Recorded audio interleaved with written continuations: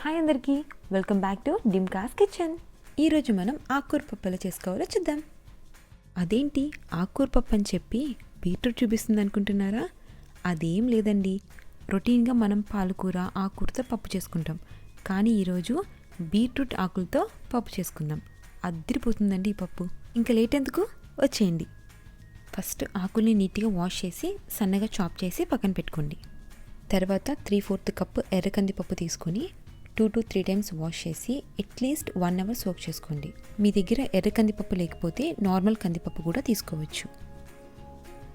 ఇప్పుడు కుక్కర్లో కొంచెం ఆయిల్ వేసి ఆయిల్ హీట్ అయిన తర్వాత 1/2 టీ స్పూన్ జీలకర్ర, కొన్ని మెంతులు వేసి మీడియం ఫ్లేమ్లో 15 సెకండ్స్ ఫ్రై చేసి 3 వెల్లుల్లి, నేను ఇక్కడ 6 నుంచి 7 ఎండుమిరపకాయ తీసుకున్నానండి.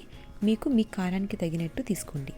ఇవి కొంచెం ఫ్రై అయిన తర్వాత 1/2 కప్ ఆనియన్స్ వేసి ఆనియన్స్ కలర్ మారేంత వరకు ఫ్రై చేసుకోండి. ఇందులోకి చాప్ చేసి పెట్టుకున్న బీట్రూట్ ఆకులు వేసి ఒక 2 మినిట్స్ ఫ్రై చేయండి. ఆకులు కొంచెం మగ్గితే సరిపోతుంది. బీట్రూట్ లీవ్స్ తినడం వల్ల మనకి చాలా హెల్త్ బెనిఫిట్స్ ఉన్నాయండి. మెయిన్గా హార్ట్కి సంబంధించింది, డైజెషన్కి సంబంధించింది, ఇంకా ఇందులో పాలకూర కంటే ఎక్కువ ఐరన్ ఉంటుంది. సో ఎప్పుడైనా మీకు ఈ బీట్రూట్ ఆకులు దొరికినప్పుడు ఖచ్చితంగా ట్రై చేయండి. కొంచెం మగ్గిన తర్వాత 2 చిన్న టమాటా ముక్కలు వేసి ముక్కలు మెత్తగా అయ్యేంత వరకు ఫ్రై చేయండి.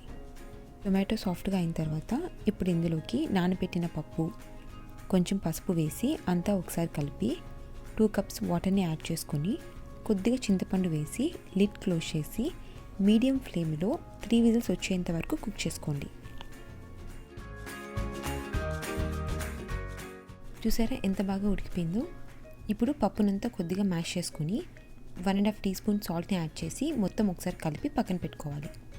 ఇప్పుడు పప్పుకి పోపు పెట్టుకుందాం. స్టవ్ మీద ప్యాన్ పెట్టుకొని 2 టేబుల్ స్పూన్ ఆయిల్ని యాడ్ చేసి ఆయిల్ హీట్ అయిన తర్వాత 1/2 టీ స్పూన్ ఆవాలు, కొంచెం జీలకర్ర, వెల్లుల్లి, 2 ఎండుమిరపకాయలు, 1 రెమ్మ కరివేపాకు, కొంచెం ఇంగువ వేసి 1 మినిట్ ఫ్రై చేసుకోండి. తర్వాత కొన్ని ఆనియన్స్ని వేసి ఒక 2 to 3 మినిట్స్ ఫ్రై చేసి ఇప్పుడు ఈ పోపుని పప్పులో వేసి కలిపి మూత పెట్టేయండి. పోపు వేసిన వెంటనే మూత పెట్టేస్తే ఆ పోపులో ఉన్న ఫ్లేవర్స్ మొత్తం పప్పుకి బాగా పడుతుంది. అంతే అండి, మన కమ్మనైన టేస్టీ బీట్రూట్ ఆకులతో పప్పు రెడీ అయిపోయింది.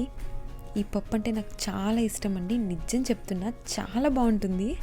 ఈ వీడియో కానీ నచ్చితే లైక్ చేయండి, మీ ఫ్యామిలీ ఫ్రెండ్స్కి షేర్ చేయండి. మరెన్నో ఇలాంటి ఇంట్రెస్టింగ్ రెసిపీస్ కోసం డిమ్కాస్ కిచెన్ని సబ్స్క్రైబ్ చేసుకోండి. Thanks for watching.